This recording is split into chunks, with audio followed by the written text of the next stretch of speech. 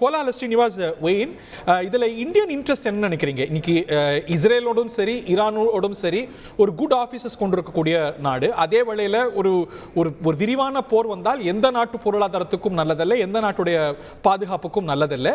இதில் Indian interest எங்க இருக்குன்னு நினைக்கிறீங்க?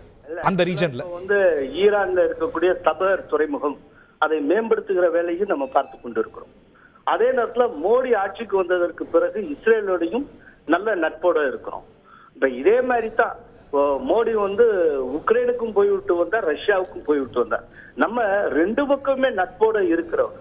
அப்படிங்கிறப்போ நம்மளுடைய ராஜதந்திர எக்ஸ்பிளனேஷன் அப்படிங்கிறது அந்த பகுதியில மேற்காசியில் குறிப்பா மத்திய கிழக்குல போர் பதற்றம் இருக்கக்கூடாது, சுமூகமான தீர்வு ஏற்பட வேண்டும் அப்படிங்கிறதாகத்தான் இருக்கும். இல்ல ஒன்னே ஒண்ணு, இந்த ஈரானை பத்தி சொல்றப்போ ஈரானுக்கும் இஸ்ரேலுக்கும் இடையே 2 நாடுகள் இருக்கு. அப்படிங்கிறப்போ ஈரானுக்கு இருக்கிற பெரிய பிரச்சனை என்னன்னா, அது நேரடியா ஒரு தரைப்படையை மூவ் பண்ணவே முடியாது. ஏன்னா அது இடையில இருக்க கண்ட்ரிஸ் ஈரானுக்கு எதிராக இருக்கக்கூடிய நாடுகள். சரி, எந்த நாடு சொல்றீங்க?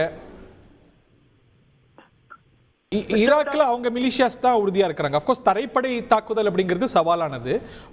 வான் வழியா தான் தாக்குதல் நடத்த முடியும். ஏப்ரல்ல கூட நடத்தினாங்க. வான் வழியா தாக்குதல் நடத்துவதே கூட சவாலுக்குரியதுதான், அதுவும் சவாலுக்குரிய. அதனால தான் ஈரான் ரொம்ப மலையாக நம்பிக்கொண்டது தன்னுடைய நிழல் படையான ஹிஸ்புல்லா ஒடுக்கப்பட்டதற்கு பிறகு ஒரு நேரடி லார்ஜ் ஸ்கேல் வார் ஒன்ன ஈரான் முன்னெடுக்கிறது அப்படிங்கிறது முதலுக்கே மோசமானதாக போகும்.